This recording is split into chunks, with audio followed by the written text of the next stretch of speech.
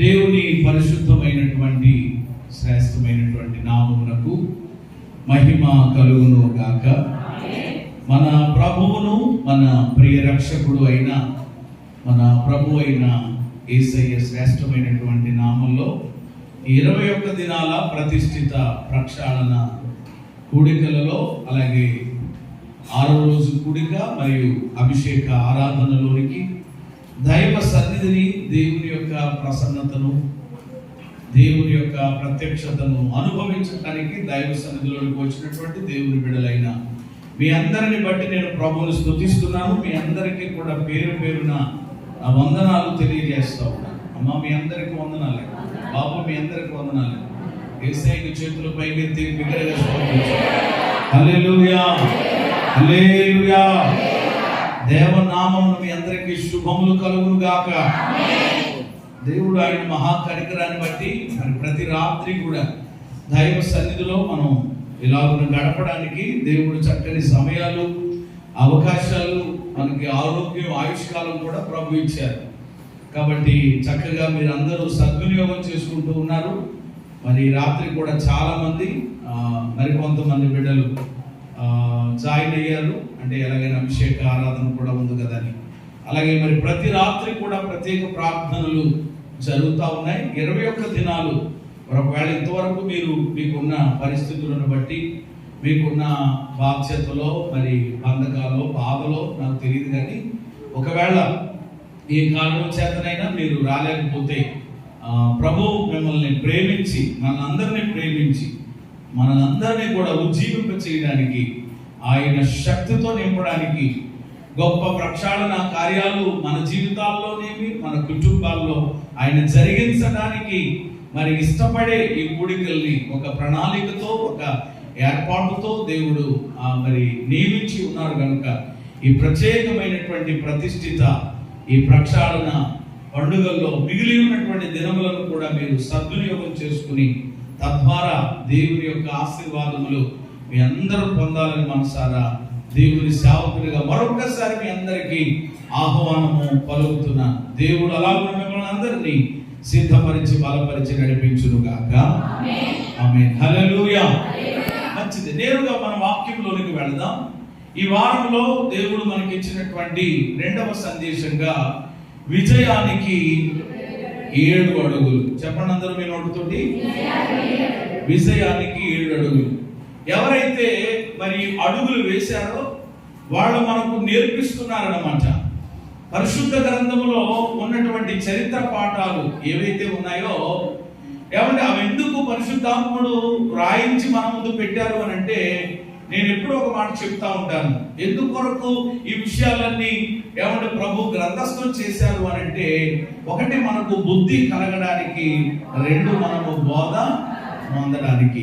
అంటే ఈ విషయాలు చదువుతున్నప్పుడైనా, ఈ విషయాలు మనం ధ్యానం చేస్తున్నప్పుడైనా ఏమంటే మనకి ఏం కలగాలి? బుద్ధైనా కలగాలి, బోధైనా పొందాలి. హల్లెలూయా. మరి నాకు బుద్ధి ఏమండి మరి నేను తెచ్చుకోనండి, లేక నేను బోధ నొందను అని అంటే మరి ఆ వాక్యం మనకి మరి ప్రయోజనకరంగా ఉండదు. అందుకని పరిశుద్ధాత్ముడు ఈ యుగాంతమందు ఉన్నటువంటి మనందరికి దృష్టాంతములుగా వాటిని ప్రభువు వ్రాయించి ఉంచారు. ఏమండి, దినవృత్తాంతముల గ్రంథంలో యెహోషాపాతు రాజు, అలాగే ఆయన రాజ్యంలో ఉన్నటువంటి యూదా ప్రజలు, వారు మరి ఓటమి పాలైనప్పుడు, వారు అపజయం పాలైనప్పుడు, వారు తిరిగి మరి గొప్ప జయాన్ని వారు సొంతం చేసుకోవడానికి వారు వేసినటువంటి అడుగులేంటి, అలాగే ఈ ప్రత్యేకమైనటువంటి ప్రతిష్ఠిత ప్రక్షాళన కూడికల్లో కూడా మనకి కూడా దేవుడు జయాన్ని ఇవ్వాలని, ఏ పరిస్థితుల్లో మనం అపజయం పాలవుతుంటున్నామో ఆ పరిస్థితులలో మనకు జయము మనకి ఇవ్వాలని దేవుడు ఉద్దేశించారు. కనుకనే ఈ విషయాలు మనము నేర్చుకుంటూ ఉన్నాం. ఇప్పటికి మనము ఎన్ని విషయాలు ధ్యానం చేస్తూ నేర్చుకుంటూ వచ్చామనంటే, చెప్పడం వరుసగా వీరు జయం పొందడానికి, విజయం పొందడానికి వేసినటువంటి 7 అడుగులలో మొత్తం ఎన్ని అడుగులు నేర్చుకున్నాం?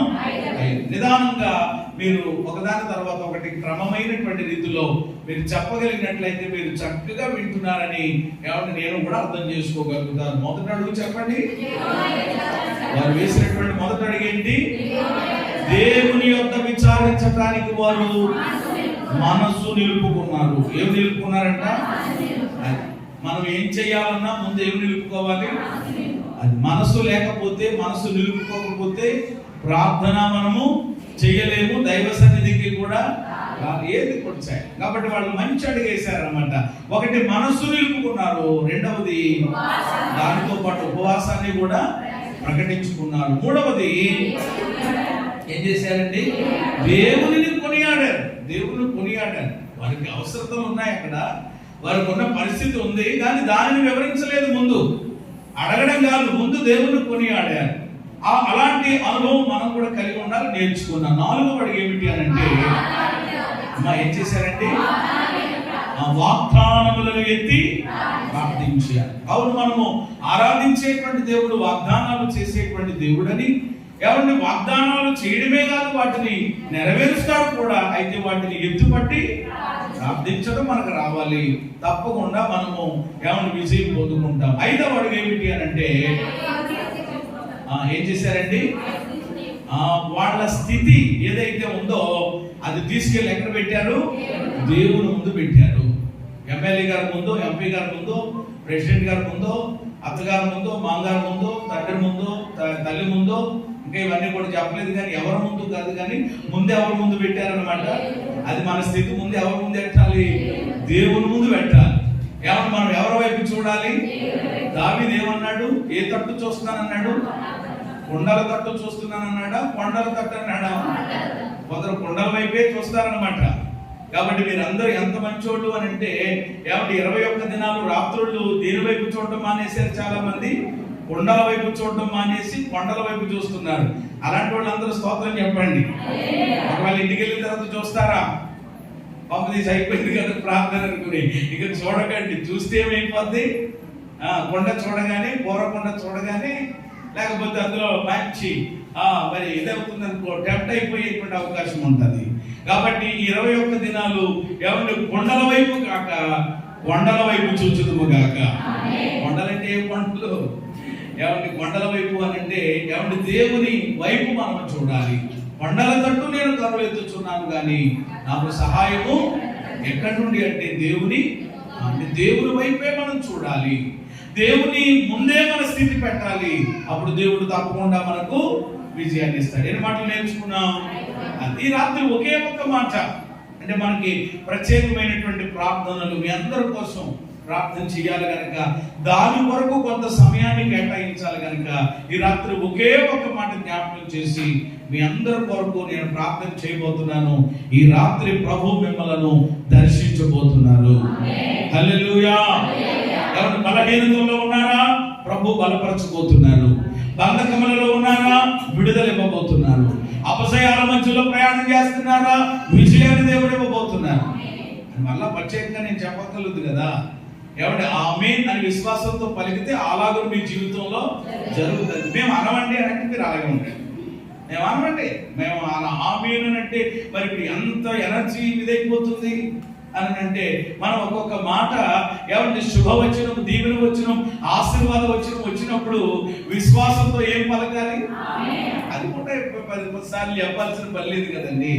అలా అనుకుంటే విశ్వాసంతో, మళ్ళీ అలాగా నేను అనమన్నానని కాదు, విశ్వాసంతో మీరు అనుకుంటే తప్పకుండా దేవుడు అలాగే మీ జీవితంలో జరిగించునుగాక. రండి, దినవృత్తాంతముల 2వ గ్రంథం 20వ అధ్యాయము 14-17 వాక్యాలు చదువుకుందాం. 14-17 వచనాలు ఒక్కరు స్పష్టంగా చదవండి, మిగిలిన వారు మీ బైబిల్లో చూడండి. అప్పుడు నెతన్యాహు పుట్టిన యెహీయేలు కుమారుడైన బెనాయాకు జననమైన జకర్యా కుమారుడును ఆసాపు సంతతి వాడును లేవీయుడగు యహసీయేలు సమాజములో ఉండెను. యెహోవా ఆత్మ అతని మీదికి రాగా అతడు ఇలాగు ప్రకటించెను. అదేను వచ్చును, యూదా వారలారా, యెరూషలేము కాపురస్తులారా, యెహోవా రాజా, యెహోషాపాతు రాజా, మీరందరూ ఆలకించుడి. యెహోవా సెలవిచ్చినదేమనగా, ఈ గొప్ప సైన్యానికి మీరు భయపడకండి, మీరు జడియకండి. ఈ యుద్ధము మీరు కాదు, దేవుడే జరిగించును. నమ్మిన వాళ్ళ చేతులు ఎత్తి స్తోత్రం చెప్పండి.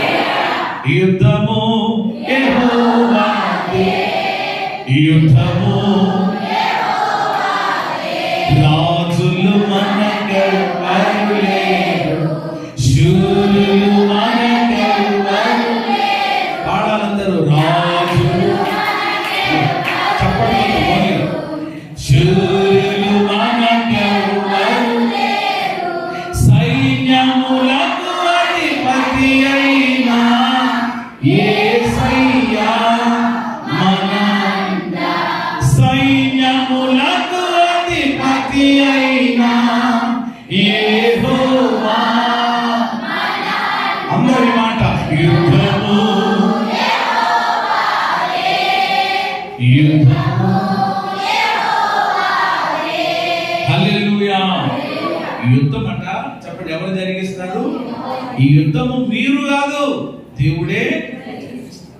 ఏమంటే యుద్ధము దేవుడు జరిగిస్తే చెప్పండి మనకి ఏమొస్తుంది?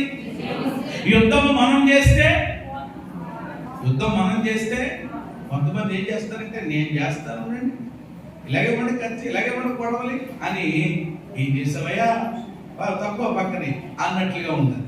కానీ కొన్నిసార్లు ఆలోచన చేస్తే మన యుద్ధములన్నీ చెప్పండి ఏం చేయాలన్నమాట, దేవునికే అప్పగించాలి. ఆయన మనపక్షంగా ఉండి యుద్ధం చేస్తే ఖచ్చితంగా మనకి ఏమొస్తుంది? ఇక్కడ అదే వచ్చింది వీళ్ళకి. అయితే ఇక్కడ వీళ్ళు వేసినటువంటి విజయానికి వీళ్ళు వేసినటువంటి 6వ అడుగు రాత్రి చెప్పబోతూ ఉన్నాను నేను. ఏంటి 6వ అడుగు? ఈ 14-15 వచనాల్లో ఎవరు మీరు చదువుతున్నప్పుడు మీకు ఏమర్థమైంది? మీరు ఏమర్థం చేసుకున్నారు? వీళ్ళు వేసినటువంటి 6వ అడుగు ఏమిటి అని అంటే కనుక, యెహోషాపాతు రాజైన ఆ రాజ్యములో ఉన్నటువంటి యూదా ప్రజలైన వారు చేసిన పని, లేకపోతే వారు వేసిన 6వ అడుగు ఏమిటి అని అంటే, వారు దేవుని మాట విన్నారు. హల్లెలూయా. చెప్పడమ్మా, ఏం విన్నారండి? దేవుని మాట విన్నారు. ఏమంటే దేవుని మాట విన్నారు. ఇక్కడ మీరు ఆల్రెడీ చదివారు ఆ వాక్యాన్ని. ఏమంటే అహసీయేలు అనేటువంటి ఒక ప్రవక్త, అహసీయేలు అనేటువంటి ఒక దైవజనుడు వాళ్ళ మధ్యలోకి వచ్చారు. అప్పటిదాకా వాళ్ళు ఎలాంటి పరిస్థితుల్లో ఉన్నారు? అప్పటిదాకా ఎలాంటి విధానాలు? ఇప్పుడు ఆల్రెడీ వింటున్నాం కదా, మనము ఆల్రెడీ ధ్యానం చేస్తున్నాం కదా. ఏమంటే ఎలాంటి పరిస్థితుల్లో వాళ్ళు ఉన్నారు? భయముతో ఉన్నారు. యెహోషాపాతు భయపడ్డాడా లేదా? భయపడ్డాడు. ఆ తర్వాత నీవే మాకు దిక్కని ప్రార్థన చేశారు. అంటే ఎలాంటి స్థితిలో ఉన్నారన్నమాట? దిక్కులేని స్థితిలో ఉన్నారు, భయంతో ఉన్నారు, దిక్కులేని స్థితిలో ఉన్నారు, సామర్థ్యం లేని స్థితిలో ఉన్నారు. ఏమంటే చాలా నీరసిల్లిపోయి నిరుత్సాహంలో, ఏంటి మనకి ఇలాంటి పరిస్థితి వచ్చింది అనేటువంటి ఆ విధానంలో ఉన్నప్పుడు దేవుడు అద్భుతమైనటువంటి రీతిలో వాళ్ళ మధ్యలోనికి ఎవరిని దేవుడు పంపించారు అని అంటే, అహసీయేలు అనేటువంటి ప్రవక్త. చదవలేదా మీరు ఆ వచనాన్ని? 14 వచనాన్ని మరలా చదవండి. అప్పుడు మత్తన్యాకు పుట్టిన యెహీయేలు కుమారుడైన బెనయాకు జననమైన జకరియా కుమారుడు ఆసాపు సంతతి వాడు లేవీయునకు అహసీయేలు సమాజంలో ఈయన కూడా ఉన్నాడట. దేవుడిని పంపించాడంట. పంపించి ఈయన వచ్చి ఒక ప్రకటన చేశాడు. ఏంటి ప్రకటన? లేక ఆ ప్రకటన కూడా ఎలా చేశాడు అని అంటే, యెహోవా ఆత్మ అతని మీదకి రాగా అతడు ఎలాగూ ప్రకటించాడు. ఎవరు వచ్చారంటే ఆయన మీదకి? అంటే ఇప్పుడు అహసీయేలు ఎవరి వశంలోనికి వెళ్ళిపోయాడు? ఆత్మవశం అనండి. అక్కడ ఉన్న మాటే కదా నేను చెప్తూ ఉంటుంటా. ఆయన మీదకి ఏమొచ్చిందని వాక్యంలో మీరు చదివారు. మరి ఇంకా దాన్ని మీరు గమనించకపోతే ఎట్లా? యెహోవా ఆత్మ అతని మీదకి. ఎంత అద్భుతం అండి! నిజంగా దేవుని కార్యాలు చాలా ఆశ్చర్యకరంగా ఉంటాయి కదా. అసలు నేను వర్తమానాన్ని ఎప్పుడో సిద్ధపడ్డాను చాలా దినాల క్రిందట. కానీ చాలా నేను అంతకుముందే నేను చెప్పాలనుకున్నాను. ఎందుకు అలాగా పోస్ట్పోన్ చేస్తూ వాయిదాలు వేస్తూ కరెక్ట్గా ఈ మరి కూడికల్లో దీనిని ప్రకటన చేయడానికి ప్రభు సహాయం చేస్తూ సరిగ్గా ఏమంటే 6వ అడుగు దగ్గరకు వచ్చేసేటప్పుడు కూడా ఏమంటే ఏ ఆరాధన వచ్చేసింది? నేనేమి ఇలా ఉన్నా నేను దాన్ని ఏర్పాటు చేసుకోలేదు. కొన్ని ఈ రీతిగా ఇలా చెప్తే బాగుంటుంది అనేటువంటి ప్లాన్ అయితే ఏమీ లేదు. కానీ నిజంగా ఇదంతా నాకు ఇప్పుడు అర్థమవుతూ ఉంది. చెప్పండి, ఇది అంతా ఏ కార్యము అని అంటే కనుక ఇది పరిశుద్ధాత్మ కార్యం. హల్లెలూయా. ఏ కార్యం? ఎందుకంటే పరిశుద్ధాత్మ సహాయం లేకుండా, ఏమంటే పరిశుద్ధాత్మ యొక్క నడిపింపు లేకుండా ఏమంటే మనం ఏం చేయలేము. నేనైనా నా మట్టుకు నేను కూడా ఇక్కడ నిలబడినటువంటి నేను ఏమంటే మీ అందరికంటే అల్పుణ్ణి. నేను నన్ను అడిగితే ఇక్కడ కూర్చున్నటువంటి మీరు, కింద కూర్చున్న వాళ్ళైనా, కుర్చీల్లో కూర్చున్న వాళ్ళైనా ఏమంటే మీరు నాకంటే గనులైన వారు. ఏమంటే చెప్పాలంటే మీరు నాకంటే ఏమంటే శ్రేష్టమైనటువంటి వారు, అల్పుడమైనటువంటి ఏమంటే మరి నిష్ప్రయోజకుడైనటువంటి తన దాసుని ఏమంటే మీ ముందు దేవుడు నిలవబెట్టుకుని ఈ లాగున దేవుడు మాట్లాడింప చేస్తుంటున్నారు అని అంటే నేను సంపూర్ణంగా నేను నమ్ముతాను, విశ్వసిస్తాను. ఇది నా శక్తి చేత కాదు, ఇది నా బలము చేత కాదు, ఇది నా జ్ఞానం చేత జరిగింది కాదు, ఇది కేవలం దేవుని ఆత్మ ద్వారానే. హల్లెలూయా. ఎందుకంటే ఆయన ఆత్మ సహాయం లేకుండా, ఆయన ఆత్మ నడిపింపు లేకుండా ఏమంటే మనము ఏం చేయగలుగుతాం? చాలా మందికి ఎలా ఉంటుందనంటే ఈ పాస్టర్ ఉద్యోగం అనేటువంటిది చూసేటువంటి వాళ్ళకి ఈ సేవకుని కాపరత్వం గురించి చాలా మంది ఆయా రీతులకి ఇది చేస్తూ ఉంటారు. ఏమంటే బయట వాళ్ళ గురించి అంటే వేరే విషయం, లోపల ఉన్నటువంటి వాళ్ళు కూడా ఏంటి మనం చేయలేమేంటి, ఏమో మనం చెప్పలేమేంటి, ఇలాగనమాట. అందుకని నేను అంటాను ప్రేమ దేవుని బిడ్డ, అంటే నువ్వు కూడా అలాంటి మనసు మనలోనికి రాకూడదు. కానీ ఏమంటే ప్రేమ నువ్వు చేయాలి అన్నా, చెప్పాలని, ఏం చేయాలన్నా అది కూడా దేనిని బట్టి అని నేను ఎందుకు చెప్తూ ఉన్నాను అని అంటే అది కూడా ఎవరి ద్వారానే? ఆత్మ. పౌలు అంటారు ఒక చక్కని మాట, నన్ను బలపరచు అని అంటే నేను.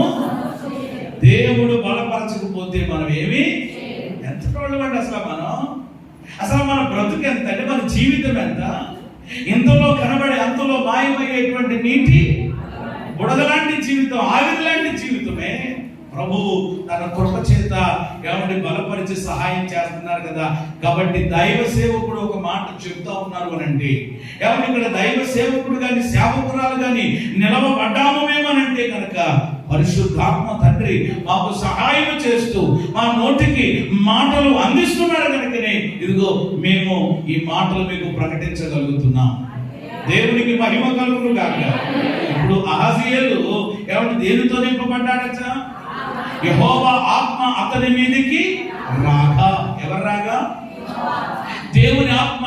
వినాలి జాగ్రత్తగా మీరు. మధ్యలో కొంచెం ఇట్లా జరగదు, ఇలాగా ప్రక్కకు జరిగి ఎదుర్కొంటా ఉంటే మంచిది. స్తంభాలు చాటు మీరు వెళ్ళకండి, నేరుగా ప్రక్కకు వెళితే మీ ఏకాగ్రత వేరేగా వెళ్ళిపోతుంది అనమాట. అందుకని ఎప్పుడు కూడా ఏమంటే దైవ సేవకుని యొక్క ముఖమును చూస్తూ ఏమంటే దేవుని వాక్యం వినాలి. ఎవరైనప్పటికీ కూడా నా ముఖం మీకు నచ్చినా నచ్చకపోయినా. కొంతమంది అలాగే షార్ట్ దాక్కుంటారు, ఏదో మిమ్మల్ని తిడతాను అన్నట్లుగా. నిజంగా మీరు దాక్కుంటే మీ పేరెట్టి మరీ తిడతాను, అందులో ఏమాత్రం సందేహం లేదు. అందుకని కనబడండి, చేతులు ఎత్తి స్తోత్రం చెబుతారు. ఇలాగ ఆదాముల్లాగా ఏం చేశారండి? ఏమంటే దేవుని యొక్క సన్నిధిలో చక్కగా ఏమంటే మీరు కనబడుతూ ఏమంటే నేను మీకు కనబడాలి, నాకు మీరు కనబడాలి. అప్పుడు దేవుని వాక్యం స్పష్టంగా మనకు అర్థం. లేకపోతే పక్కకి వెళ్ళిపోద్ది అనమాట. ఇప్పుడు కూడా మంచినీళ్ళు తాగకూడదు అసలు. ఎందుకనంటే మంచినీళ్ళు తాగాల్సినటువంటి ఏమండి ఆ హక్కు ఎవరికి ఉంది ఇప్పుడు అని అంటే కనుక ఇక్కడ నిలబడి వాక్యం చెప్తున్నటువంటి నాకు మాత్రమే ఉంది, కానీ నేను తాగట్లేదు. స్తోత్రం కలుగుతుంది. నాకే ఉంది కానీ నేను తాగట్లేదు. ఎందుకంటే నేను ఏం చేస్తున్నాను కాబట్టి ఇలాంటి కార్యక్రమాలు ఎవరు ఎప్పుడు కూడా చేయకూడదు అని అందరికీ కూడా ఈ విషయాన్ని నేను జ్ఞాపకం చేస్తూ ఉన్నాను. సరే, యెహోవా ఆత్మ అతని మీదకి రాగా ఆయన ఏం చేశాడట? ప్రకటించాడట. చెప్పండి, ఏం చేశాడు? ఒక ప్రకటన చేశాడు. ఏంటా ప్రకటన? ఏంటా మాట? అదే 15వ వచనాన్ని చదవాలి మనం ఇప్పుడు. యూదా వారలారా, యెహోషాపాతు రాజా, మీరందరూ ఆలకించండి. యెహోవా సెలవిచ్చినది ఏంటంటే ఈ గొప్ప సైన్యమునకు మీరు భయపడి జడియకండి. ఈ యుద్ధం మీరు కాదు, దేవుడే. ఎంత అద్భుతమైన సందేశం అండి. ఎంత అద్భుతమైనటువంటి ప్రోత్సాహంతో కూడిన, ఎంకరేజ్ తో కూడినటువంటి మాటలు దేవుడు యెహజీయేలు ద్వారా అందిస్తుంటున్నాడు. ఆ మాటలు మీరు గమనించి నోట్ చేసుకోనండి. మొదటి మాట ఏంటంటే మీరు భయపడకండి. మొదటి మాట ఏంటి? భయపడకండి అని చెప్పండి ఒకసారి. పక్కన ఉన్న వాళ్ళకి చెప్పండి అన్నమాట, భయపడకండి. ఎందుకంటే ప్రతి వాళ్ళు ఏదో ఒక భయం ఉంటారు, భయంతో ఉండే ఉంటారు. అంటే ఇప్పుడు మీరు భయపడకండి, మరి నిజంగా చెప్పారో లేదో నాకు తెలీదు, హృదయపూర్వకంగా యథార్థంగా మీరు చెప్పారో లేదో తెలీదు. అలా చెప్పడం ద్వారా కూడా ఎవరి ఇతరులను మీరు ఏం చేసినట్టు అనమాట, ఆ మాట ద్వారా ధైర్యపరిచినట్లు. స్తోత్రం చెప్పండి.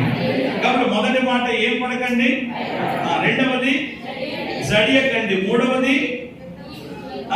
మాట ఏంటి? యుద్ధం చేసేది మీరు కాదు, యుద్ధం ఎవరు జరిగిస్తారు? దేవుడే జరిగించును గాక. ఎంత అద్భుతమైనటువంటి మాట ఎవరి ఈయన ద్వారా దేవుడు పంపించాడు. ఒక అద్భుతమైనటువంటి సందేశాన్ని ఈయన ద్వారా దేవుడు వాళ్ళకి అందించాడు. ఎప్పుడైతే ఆ సందేశమును విన్నారో అప్పుడు దాకా వాళ్ళలో ఏముంది? భయం ఉంది. అప్పుడు దాకా వాళ్ళలో ఏముంది? నిరుత్సాహం ఉంది. అప్పుడు దాకా ఒక ఏంటి పరిస్థితి, ఏమైపోతాం అసలు మనము? అందుకనే కదా ప్రార్థన చేశారు వాళ్ళు. ఆల్రెడీ గడిచిన రాత్రి మనం ధ్యానం చేశాం. కాబట్టి ఇప్పుడు అలాంటి పరిస్థితుల్లో దేవుడు మాట్లాడుతున్నటువంటి మాట, మీరేమి భయపడకండి, జడేయకండి. ఆ దేవుడు మీ పక్షంగా ఉండి యుద్ధమును జరిగించబోతున్నాడు. మీకు గొప్ప విజయాన్ని కూడా దేవుడు ఇవ్వబోతున్నాడు. హల్లెలూయా. ఆ మాట ఎవరి ద్వారా దేవుడు పలికిస్తున్నాడు? దేవుని ఆ సేవకుని ద్వారా, లేక ప్రవక్త ద్వారా. ఎవరి ప్రియమైన దేవుని బిడ్డలారా, ఆత్మ పూర్ణుడిగా ఆయన్ని చేసి ఆత్మతో నింపి ఆయన మాట్లాడుతూ ఉంటున్నాడు. అయితే ఎప్పుడైతే ఆ మాట వాళ్ళ దగ్గరికి వచ్చిందో, ఎప్పుడైతే ఆ మాట మరి యెహోషువపాతు రాజే గాని ఎవరి యూదా ప్రజలే గాని విన్నారు, వెంటనే వాళ్ళు చేసినటువంటిది ఏమిటి అని అంటే, వాళ్ళు దేవుని యొక్క ఎవరి మాటను విన్నారు.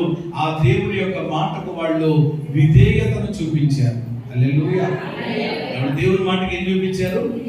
ఇంకా అందుకని మీరు తర్వాత మీరు ఖాళీగా ఉన్నప్పుడు చదువుకోండి. ఇక వాళ్ళు భయపడినట్లు కానీ, జడిసినట్లు కానీ, ఇంకా వేరే ప్రయత్నాలు వాళ్ళు చేసినట్లు కానీ, వేరే విధానాల్లోనికి వాళ్ళు వెళ్ళినట్లు కానీ మనం ఇంకా చదవము. ఇంకా ఎప్పుడైతే దేవుని యొక్క మాట వాళ్ళ దగ్గరికి వచ్చిందో, ఆ మాట వాళ్ళు చెప్పండి ఏం చేశారు? మొదటిగా విన్నారు, రెండవది ఆ మాటను వాళ్ళు నమ్మారు, మూడవది ఆ మాటకు వాళ్ళు విధేయత చూపారు. హల్లెలూయా. 3 మాటలు గుర్తుపెట్టుకోండి. ఇక్కడ ఒకటి మాట మాట్లాడాలి, 2 మాట నమ్మారు, మూడవది ఆ మాటకి ఏం చూపించారు? ఎస్, అలాగేనయ్యా, ఇంకా మేము భయపడము, ఇంకా మేము జడియము, నిజమే మా పక్షంగా దేవుడు యుద్ధం చేయబోతున్నాడని వారు విధేయతను కనపరిచారు. కాబట్టి ప్రియమైన దేవుని బిడ్డలారా, యెహజీయేలు ద్వారా సందేశం ఎలాగైతే పంపించబడిందో, ఇక్కడ 2 ఉన్నాయి, మీరు గమనించారో లేదో. సందేశకుడు ఉన్నాడు, సందేశం కూడా ఉంది. చెప్పండి, ఏమున్నాయి ఇక్కడ? సందేశకుడు ఉన్నాడు, సందేశకుడు, 2 ఉన్నాయి.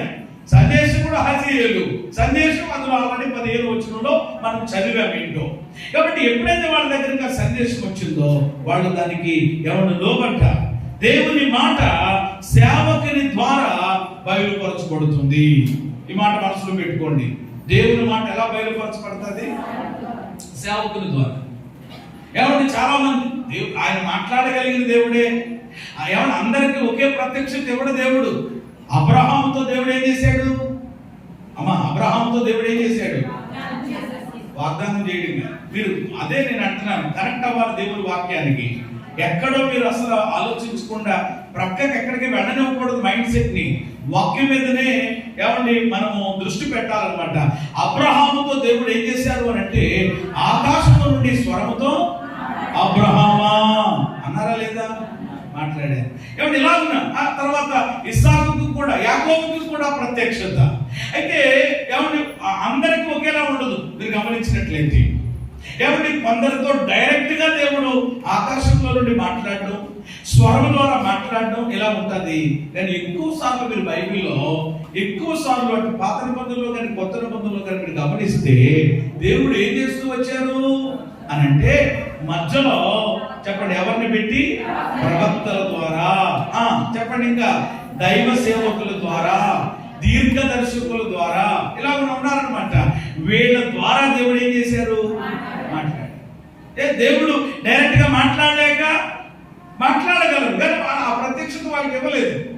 దేవుడు ఎవరో ద్వారా మాట్లాడించారు. అది గమనించాలి దేవుని పిల్లలు. ఇప్పుడు మీకు అర్థం కావడానికి చెప్తాను. కాబట్టి హిజ్కియా ఉన్నాడు, మనకు తెలుసు కదా. ఆయనకి ఏ రోగం వచ్చింది? మరణకరమైన రోగం. మరణకరమైన రోగం అంటే ఏంటి? మరణకరమైన రోగం అంటే ఏంటంటే, ఇంకా రోగం వచ్చిందంటే ఇంకా మరణమే అని అర్థం. క్యాన్సరో ఎయిడ్సో తర్వాత పక్కనట్టండి. మరణకరమైన వ్యాధి అని అంటే ఇంకా వ్యక్తి చచ్చే పరిస్థితి అన్నమాట. ఇంకా డాక్టర్లు కూడా చెప్పేస్తారు, ఇంకా మా వల్ల అయితే ఏం కాదమ్మా, మేము చేయాల్సింది చేసాం, మీరు జాగ్రత్తగా అతన్ని ఇంటికి తీసుకెళ్ళి ఆయనకి ఇష్టమైన అన్ని కూడా ఏం చేయండి, పెట్టేయండి, ఎవరైతే చూడాలో చూపించేయండి, ఇంకా మేము ఏం చేయలేం, వేట మీద లెక్కేసుకోండి అని చెప్తారు. అంటే ఆ రోగం ఏంటన్నమాట. ఇంకా అది దాని అర్థం. అంటే మరణకరమైన రోగం అంటే మరణానికి ఆ వ్యక్తి ఎలా ఉన్నట్టుగా అని. అలాంటి రోగం వచ్చినప్పుడు యెషయాను దేవుడు పంపించాడు, తెలుసు కదా. వచ్చి ఆయన చెప్తాడు, అయ్యా మహారాజు గారు, మీకు వచ్చినటువంటి రోగం, మీకు వచ్చినటువంటి వ్యాధి మామూలుది కాదయ్యా. ఇంకా ఈ వ్యాధిని బట్టి తమరు ఏమవ్వబోతున్నారు? చనిపోబోతుంటున్నారు. కాబట్టి మీరు మీ ఇల్లు చక్కబెట్టుకోండి అని అనగానే వెంటనే ఏంటంటి అసలు ఎవరి దగ్గరకు వచ్చావయ్యా, ఎవరితో మాట్లాడుతూ ఏమనుకుంటున్నావు అని చెప్పి, ఏమండి హిజ్కియా రాజు యెషయా మీద ఏమాత్రం ఏం చేయలేదు. అంటే నా చావు కబురు చల్లగా చెబుతా వచ్చి, కొంతమంది అలాగే కదా, చావు కూడా చల్లగా చెప్తున్నావా, రే ఎవరక్కడ అనగానే చెప్తా మహాప్రభు తీసుకెళ్ళండి, ఇతను తీసుకెళ్ళి అని అనొచ్చు. కానీ ఆయన అలా చేయలేదు. ఏమంటే హిజ్కియాకు ఒక విషయం అర్థమైంది. అదేంటంటే ఏమన్నా వచ్చిన సేవకుడు ఎవరన్నమాట? దేవుని దగ్గర నుండి. ఆయన తీసుకొచ్చినటువంటి సందేశం కూడా ఎక్కడి నుంచి వచ్చింది? ఆయన ఊహల నుంచి వచ్చింది కాదు, ఆయన తలపుల నుంచి. కొందరు అలాగే మమ్మల్ని అపార్థం చేసుకుంటారు. పాస్టర్ గారు ఏంటో తెలియదు, కానీ ఈ రోజు ప్రసంగం అంతా ఎవరి గురించి చేశారు అనుకునే వాళ్ళు ఉంటారు కొంతమంది. పొరపాటుది, ఎవరు పొరపాటుది ప్రియమైన దేవుని పిల్లరా. పాస్టర్ గారు నీ గురించి ప్రసంగం చేయలేదు. ఎవరిని ప్రసంగమే, ఎవరిని దేవుడు నీతో ఆ వాక్యము ద్వారా మాట్లాడడానికి దేవుడు ఇష్టపడ్డారు. హల్లెలూయా. అంటే దేవుడు నాతో మాట్లాడారని అనుకోవాలి, అంతేగాని ఇలా ఎప్పుడు అనుకోకూడదు దయచేసి. చూసారా, ఎప్పుడైతే వర్తమానం ఆయన దగ్గరికి వచ్చిందో ఇది డైరెక్ట్ గా దేవుని దగ్గర నుంచి వచ్చిందే, ఈ మాట దేవుని మాటే అని గుర్తించాడు కనుక వెంటనే హిజ్కియా ఏం చేశాడు? వెంటనే ఆయన అలాగా ఆ మాట చెప్పాడో లేదో, ఇంకా బాబు మరి చెప్పాల్సింది చెప్పేశాడండి, నేను వెళ్తున్నానని చెప్పి ఆయన బయట తిరిగి వెళ్తున్నాడంటే ఈ లోపులోని గోడ తట్టు తిరగడం, దేవుడు తెలుసు కదా మాటలు మీకు, ప్రార్థన చేయడం, ఆయన తప్పిదాలు ఒప్పుకోవడం, మరలా వెంటనే మళ్ళా దేవుడు మాట్లాడేయడం, అద్భుతం జరగడం మనందరికీ తెలుసు. ఇలా ఉన్న బైబిల్లో మీరు గమనించినట్లయితే పరిశుద్ధ గ్రంథంలో చాలా మంది విషయంలో, రాజుల విషయంలో, చక్రవర్తుల విషయంలో, అనేక మంది విషయంలో దేవుడు ఎవరిని పంపించాడు? ఆయన సేవకులను పంపాడు, ఆయన దాసులను పంపాడు, ఆయన ప్రవక్తలను పంపాడు, ఎవరి దీర్ఘదర్శులను పంపి వాళ్ళకి ఇవ్వాల్సినటువంటి సందేశాలు ఏంటో దేవుడు అందించారు. అలాగే మీరు హెచ్కేలు కూడా చూడొచ్చు. హెచ్కేలు గ్రంథంలో చాలా పర్యాయాలు ఇశ్రాయేలు దగ్గరికి వెళ్ళి, ఇదిగో మీరు ఎలా ఉన్నారు, మీరు ఎలా ఉన్నారు, ఏమంటే అలా ఇర్మియాను పంపాడు. ఏమండి మరి కొంత టైంలో మనం ఇర్మియా గ్రంథంలో చూస్తాం. ఇలా చాలా మంది లేఖనంలో కనపడతారు. అంటే మీరు గమనించాల్సినటువంటిది దేవుని మాట ఏమంటే దేవుని సేవకుల ద్వారా ఏమవుతుంది? బయలుపరచబడుతుంది. చెప్పండి, ఏమవుతుంది? అది వెల్లడి చేయబడుతుంది. ఏమంటే చెప్పేవాళ్ళు కూడా కావాలి కదండి. ఇప్పుడు ఉదాహరణకు మీరు ఎలా వెళ్ళిపోతున్నారు, మీరు బండి మీద వెళ్ళిపోతుంటున్నారు, వెళ్ళిపోతా ఉంటుంటుంటే ఏమంటే పెద్ద గొయ్యి ఉంటుంది మధ్యలో, అది ఆ రూట్ కొత్త రూట్ మనకి తెలియదు.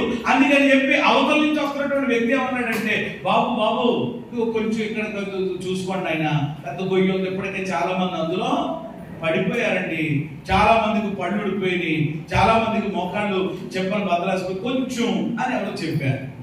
ఏమంటే ఆ వ్యక్తి ఆ పరిస్థితిని అక్కడ చూశాడు కనుక ఏమన్నా విషయం చెప్పినప్పుడు అలాగా అనుకున్నప్పుడు అది విని చక్కగా ప్రక్క నుంచి మనం వెళ్ళామనుకోండి, ఏం తప్పించుకున్నట్టు? గొయ్యిని తప్పించుకుంటాము, ప్రమాదంలో నుండి ఇలా చూసారా? అంటే దేవుడు ప్రేమ దేవుని బిడ్డారా, మన క్షేమాన్ని కోరి, మన మేలును కోరి దేవుడు ఒక్కొక్క మాట చెప్పిస్తూ ఉంటాడు. వెళుతున్నావా ఈ మార్గంలో, వెళ్ళొద్దు. ఇలా చేద్దాం అనుకుంటున్నావా, చేయొద్దు. ఏమండి ఇలాగ నడుస్తున్నావా, నడవద్దు. ఇది కుదరదు, ఇది తగదని దేవుడు చాలా స్పష్టంగా, చాలా క్లియర్ గా మనతో ఆయన మాట్లాడతారు. ఆయన సందేశాన్ని తెలియజేస్తారు. అందుకని దేవుని మాట సేవకుల ద్వారా అది బయలుపరచబడుతుంటున్నప్పుడు ఏమండి ఆ మాటను దేవుని ప్రజలు చెప్పండి ఏం చేయాలన్నమాట? మొదటిది వినాలి, రెండవది దేవుని మాటని నమ్మాలి, దేవునికి భయపడి ఆ మాటకు మనం ఏం చెప్పాలి? యెషయా గ్రంథం 50:10 ఒకసారి చదవండి త్వరగా. యెషయా పుస్తకము 50:10 ఎంత అద్భుతంగా ఉంటుందో మాట. యెషయా 50:10 మీలో యెహోవాకు భయపడి ఆయన సేవకుని మాట వినువాడు ఎవడు? చాలు. ఒక ప్రశ్న దేవుడు ప్రశ్నిస్తున్నాడు. ఏమంటే ఆ రోజు అక్కడున్న ప్రజలను ప్రశ్నించిన దేవుడు ఈ రాత్రి మనలను ప్రశ్నిస్తుంటున్నాడు. ఏమనంటే ఇదిగో మీలో, మనలో ఎవరికి భయపడి? దేవునికి భయపడి ఆయన సేవకుని మాట వినువాడు ఎవడు?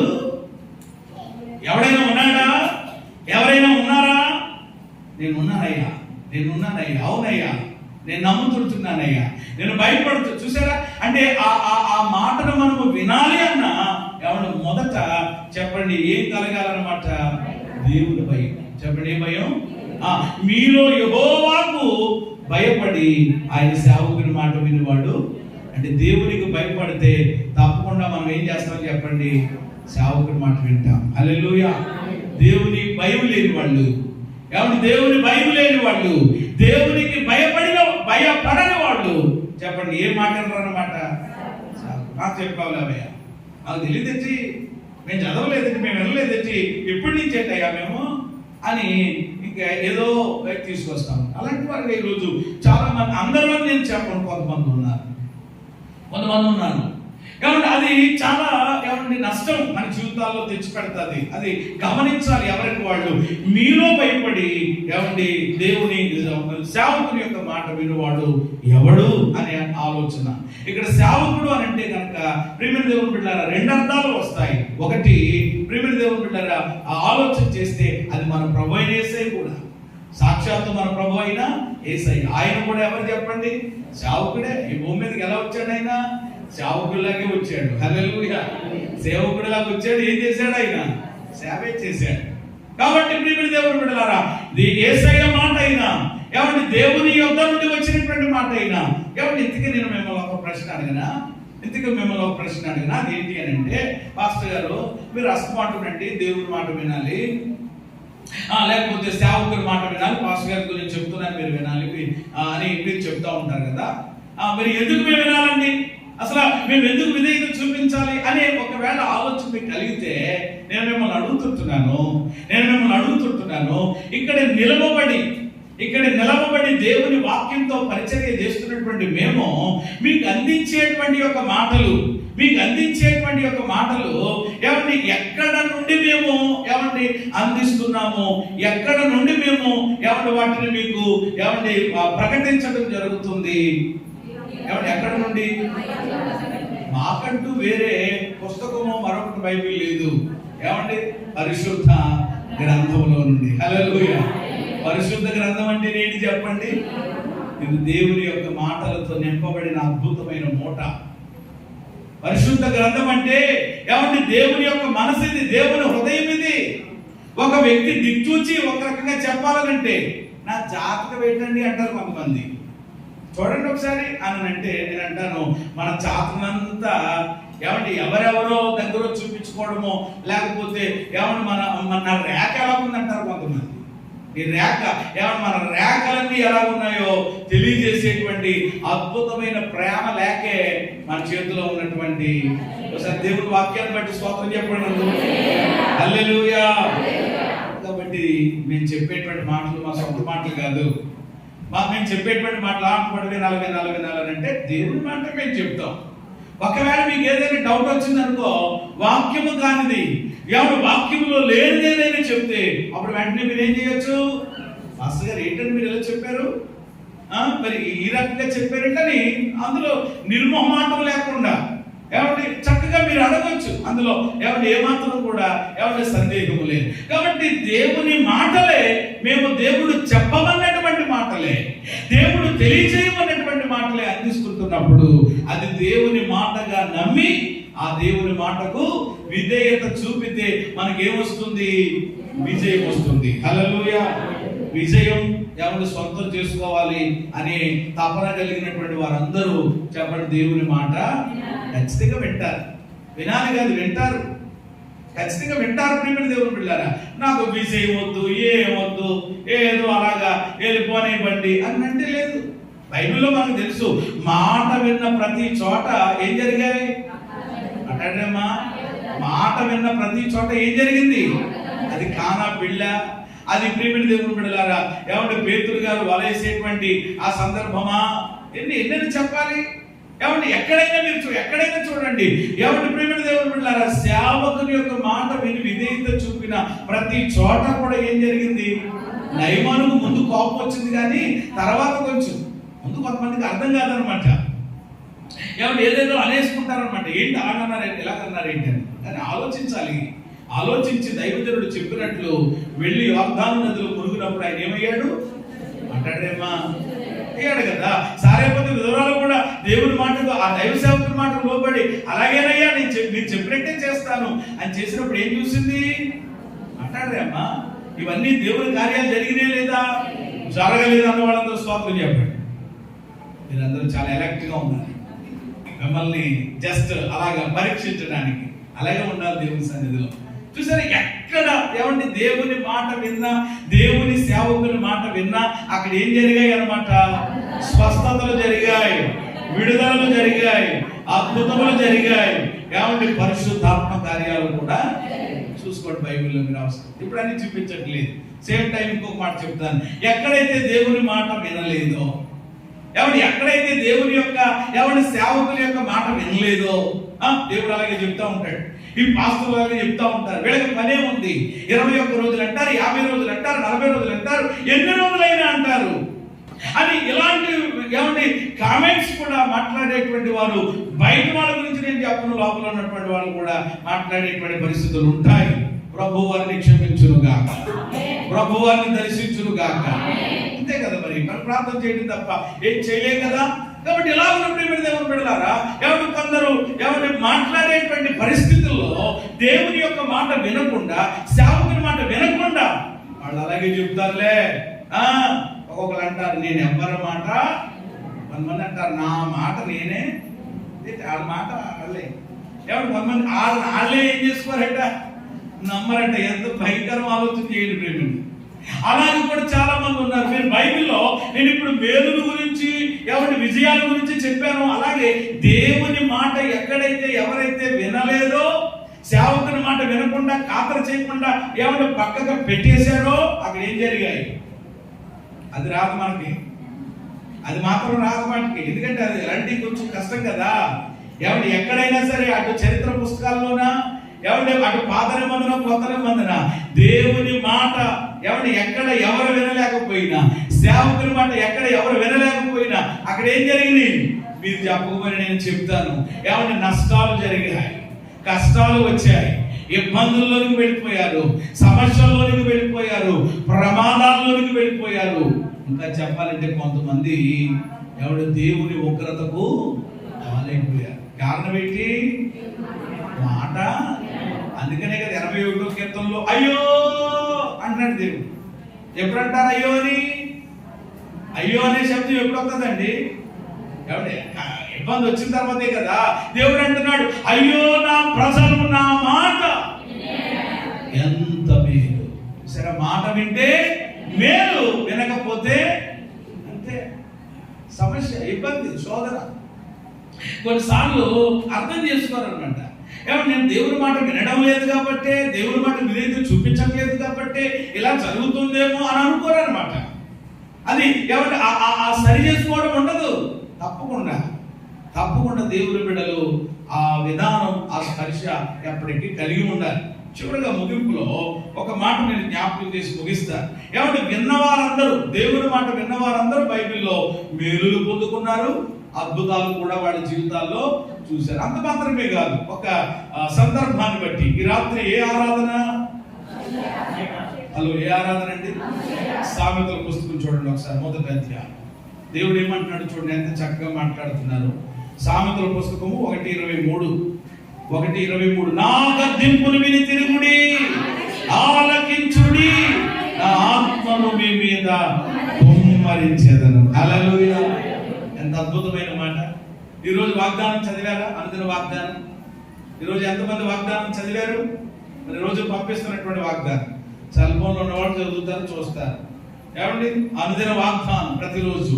ఈరోజు దేవుడు ఇచ్చినటువంటి శ్రేష్టమైనటువంటి వాగ్దానం ఏమిటి అని అంటే, చెప్పండి ఏమిటి?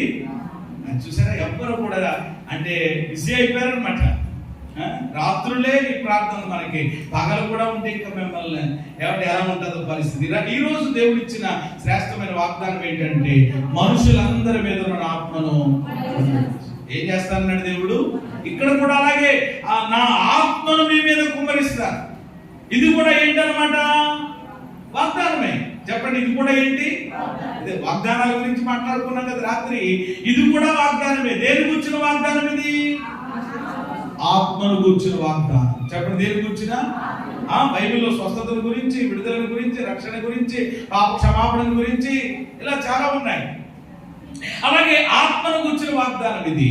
దేవుడు అంటున్నాడు, నా ఆత్మను మీ మీద ఏం చేస్తాను? ఈ అంచె దినాల్లో నుండి ప్రాముఖ్యంగా అంచె దినములలో మనుషులందరి మీద దేవుడు ఏం చేస్తాడట? ఆత్మ వర్షాన్ని కుమ్మరిస్తాడట. హల్లెలూయా! మీ కుమారులు, మీ కుమార్తెలు, మీ దాసులు, మీ దాసురాడు. చదవలేదా మీరు ఎప్పుడు మాటలు?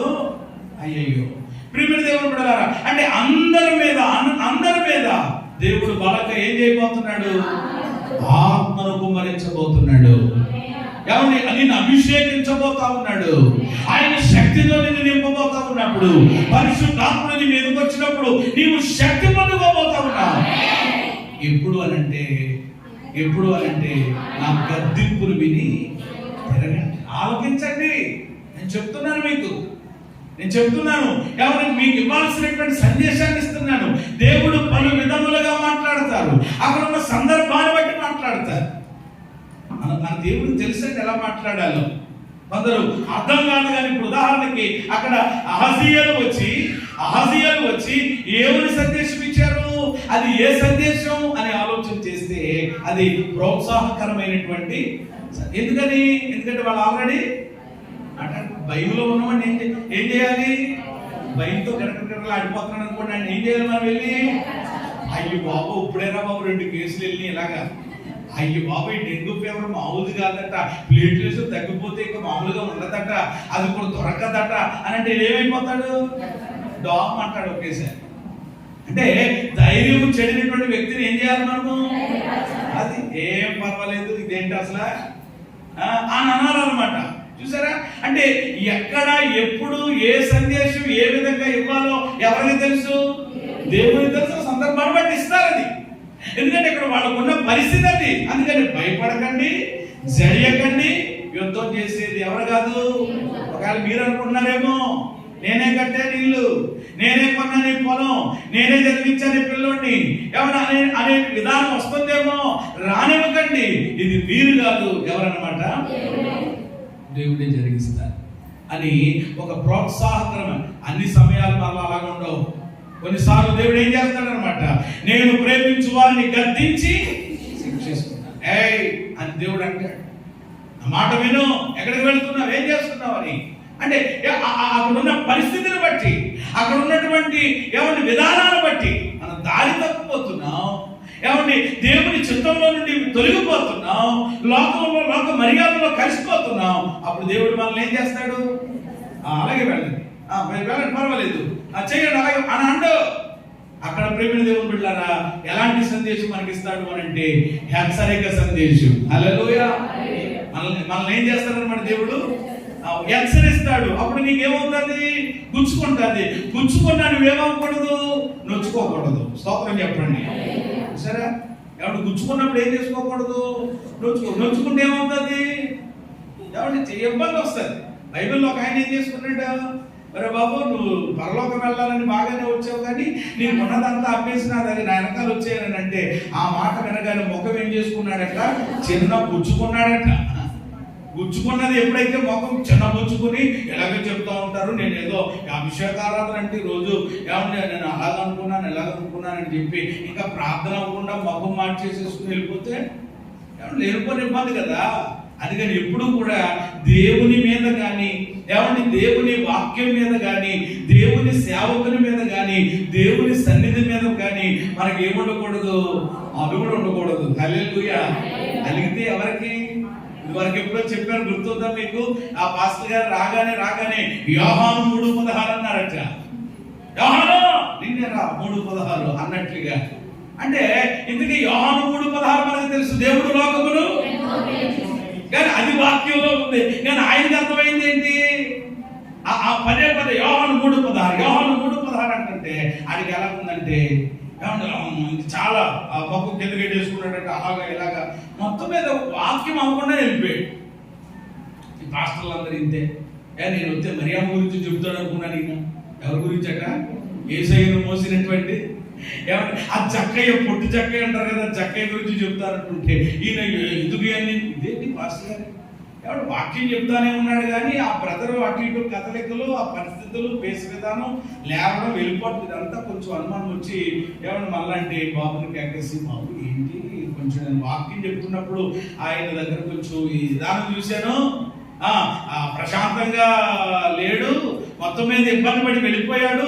ఏంటి విషయం అని అంటే మన శాఖ చెప్పినటువంటి విషయం ఏంటి పాస్టర్ గారు మీకు తెలియదండి.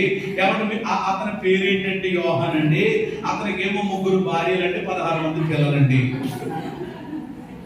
ఎవరు అతని పేరు ఏంటంట, అతనికి ఎంతమంది అంట, 3 అంట. ఎంతమంది పిల్లలంట అంటే మీరు అంత మాట్లాడండి, యోహాను రే పెద్ద బైబిల్ పెద్ద ముసుకేసుకు కూర్చున్నావు కానీ నీకు ఇట్రా 3 ఎవరు 16 మంది పిల్లలా ఏంట్రా, నీ బ్రతుకు మార్చుకో, నీ జీవితం మార్చు అన్నట్లుగా ఉంటుందండి. అందుకని ఇక ఏం చేయలేక పట్టలేక నెమ్మదిగా లేచి వెళ్ళిపోయినాడు. ఎవరు మామూలుగా వెళ్ళిపోతే ఇంకొకటి ఎవడో ఆడి పాపం మంచి ఆన్లో వచ్చేస్తున్నాడటండి. ఆన్లో ఉన్న బండి మామూలుగా ఉండదు కదా, అటు ఇటు తిరిగి ఈడ మీదకి ఎక్కించాడు, యోహాను మీదకి ఎక్కించాడు. యోహాను మొత్తం ఇది ఎవరు మళ్ళా ఆ మర్నాడు వెళ్ళాలి కదా పాస్టర్ గారు వెళ్ళి ప్రార్థన చేయడానికి వెళ్తే ఏంటంటే ఏం చెప్తాడు ఇక. చూసారా, ఎప్పుడు కూడా దేవుని వాక్య ప్రత్యక్షత మన ముందుకు వచ్చినప్పుడు ఏమని మనల్ని మనం చెప్పండి ఏం చేసుకోవాలి, సరిదిద్దుకోవాలి తప్ప వాక్యం మీద కానీ, సేవకుడి మీద కానీ, దేవుడి మీద కానీ, సన్నిధి మీద కానీ మనం ఏం చేయకూడదు. అలిగితే ఎవరికి నష్టం, అంతే కదా.